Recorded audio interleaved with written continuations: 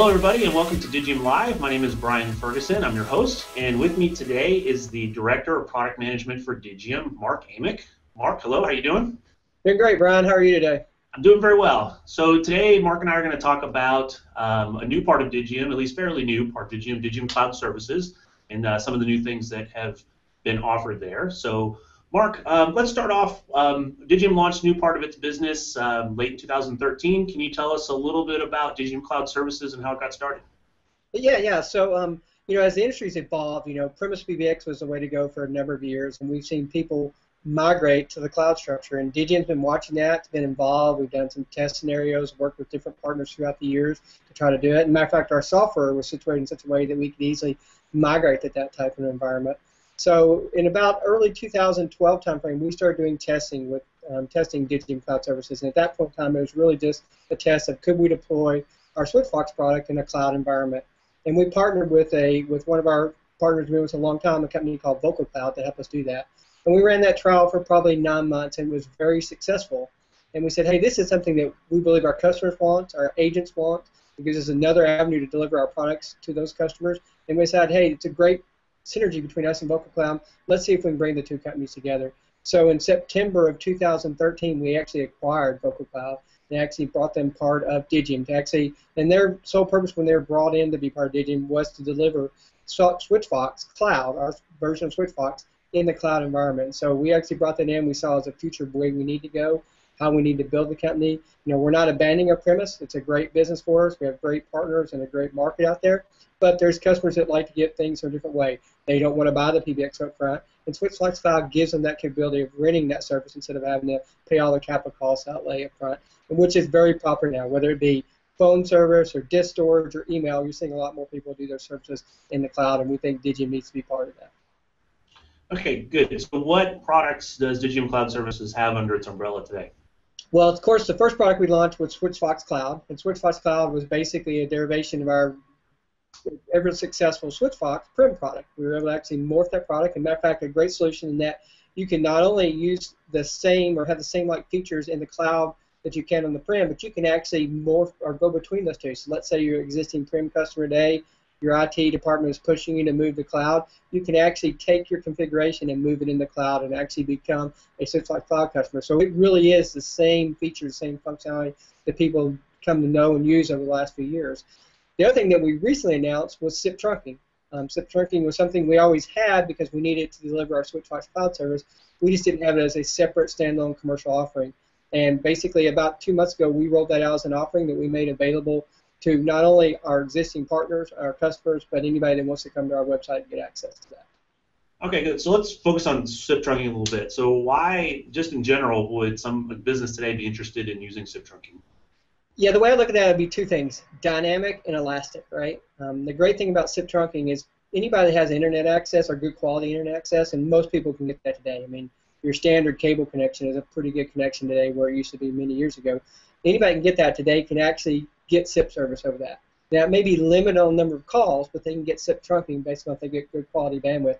And that really becomes a dynamic environment. So if you're a call center environment where you've actually got T1s coming in or PRIs coming in a day, but you have peak periods where you want to be able to have more capacity, SIP trunking is a great way to do that. And I don't have to worry about dropping a traditional T1 line into the building. I can actually use my internet bandwidth and be able to do that. So it's much more dynamic. And the same thing with Elastic. If you think about PRIs, roughly get 23 channels. Well, with SIP trunking, there's really no limit. It's really an issue of how much bandwidth you have. So is today you need 23 channels, tonight you need 24, tomorrow you need 25. You just keep making the calls. As long as you've got the bandwidth to be able to do that, there's no way, I don't have to wait for the provider to drop me in another PRI or another T1 to get more capacity. I can do it. So it becomes a much more dynamic and elastic service. So I only pay for what I use too. So if I need service today, tomorrow I don't, then I don't pay for that service. So it makes it a much more flexible solution. It allows me to run my business much more efficiently. So is SIP trunking generally less expensive just inherently just because it's SIP trunking done over the internet, or is it pretty much the same as what it was before? If you look at the way you actually get it, it's going to be less expensive because what you have to do when you design a network is you got to design for your peak capacity, right? So if you think about, I got to be able to make 46 calls at a given time. Well, then I got to have 2 PRIs in the building. But your average usage, you may only use 1 PRI. So I'm paying for that capacity all the time. Whereas SIP trunking, I only pay for as I use it, so it becomes a much more efficient service.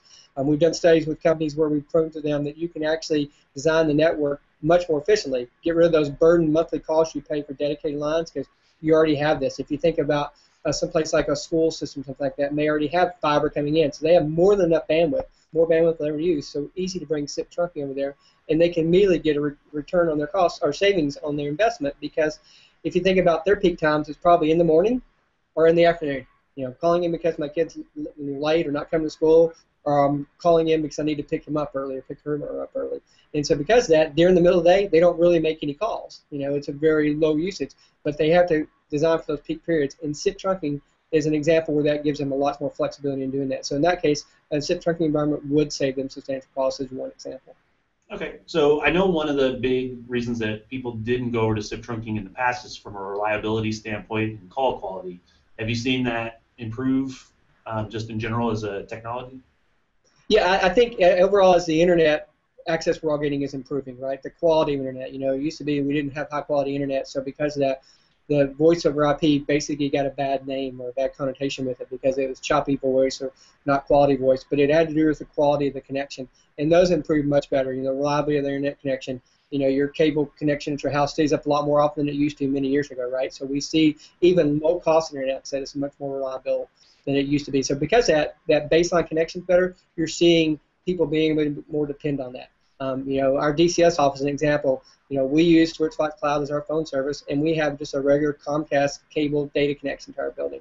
Nothing special, and it works day in and day out. We don't even think about it. Every once in a while we'll have slow internet, just like everybody else, but for the most part it works, and we have very good quality. So I think that reliability, what we come to know in delivery, that last mile, has gotten so much better to make it better for people to be able to depend on it. And then, of course, everybody's been upgrading the infrastructure and the networks for years, and there's much more, high-speed bandwidth on the backside to make sure that once you get on the network, that you're going to be getting good quality from there on. So I think the reliability of SIP is so much better today. It's probably light years improved than it was maybe 3-4 years ago, and it'll continue to improve and get better as we all design our network to make them much more efficient.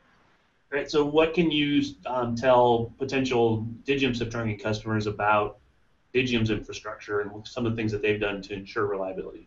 Yeah, that's a great point, Brian. I mean, I talked about, what are we doing to make the network actually better? Well, what is DCS or Digium Cloud Services doing to make the network better? And we have the same thing, because what we want to do is make sure an outage doesn't affect our customers. So if you design your network, you have to design to be up all the time, and it's hard to do that. Even the top carriers, the tier ones, only do 5 nines, which guarantees them a certain amount of outage a year, but you work as hard as you can to design that. So we build everything with redundant systems in our network, such that if one system goes down, there's load sharing, there's ability to handle it, that we can recover from it. So we don't want a single point of failure to do that. And that was a big investment Digium made in the old Vocal Cloud infrastructure when we turned into Digium Cloud Services. They didn't have a lot of the redundancy that was needed. In our first year, we really spent upgrading that network, so we want to make sure it's up there. So we've designed our network to everything be redundant, from all the router switches to the load balancing to all our Camino switches. All those type of things are designed to be redundant. Even our data feeds coming into our network is a redundant feed. Okay, great. So you mentioned flexibility and elasticity earlier. I know Digium SIP trunking has a couple different plans. How did those play into that idea?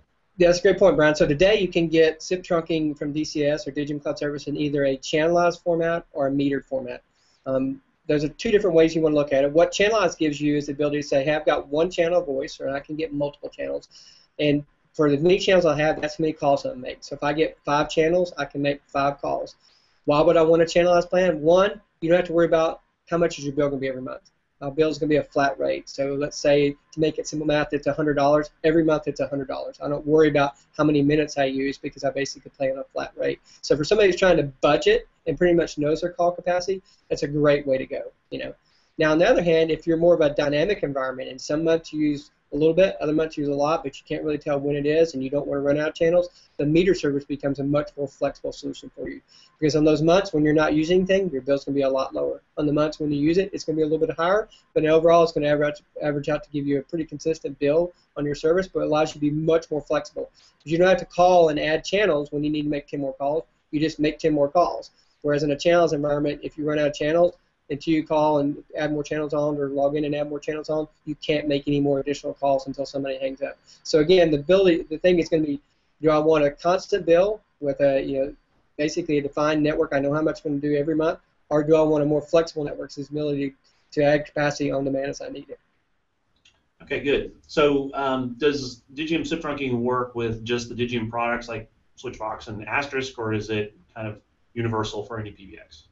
Good question. So, what we like to brag about with Digium Cloud Service and our SIP trunking, it was really the first SIP trunking designed for Asterisk users, right? Because, of course, Digium is the Asterisk company. So if we develop anything, we're going to make sure its designs work the best in class with Asterisk and Switchvox. Our products, we deliver, the open source solution as well as our commercial solutions. So, of course, it's designed to be with those. We guarantee that it's going to interoperate with those solutions. But it's not limited to those. It is a standard SIP service, so it will work with any other standard SIP device that are out there that meets the RFCs. So whether it be a gateway or another vendor's PBX, it is truly designed to be a standard. So it does give you the flexibility. If you're not using Digium services, you still can get access to our SIP trunking and all the capabilities we have from DIDs, toll-frees, reporting, all those type of things that are available from our service offering.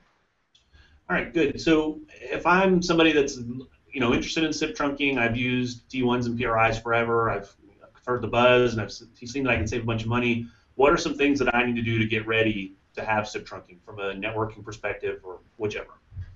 Yeah, that's a good question. So what you want to look at, if you're thinking about migrating to SIP trunking, it's something you want to do. Today you have traditional telephony, whether it be a T1 analog or PS or PRI. What you want to do is look at the overall design of your network, right? Do you have quality of service in place? Do you have the proper bandwidth you need? Figure out your bandwidth. If you take a look at an average call, it's going to eat up basically 100 kilobits, full duplex call. How many of those can I do in my bandwidth I have? Because you have to worry about other capacities in your bandwidth. Are you serving up a web server? Do you have email traffic? Are you doing FTPs? Are you streaming audio or video?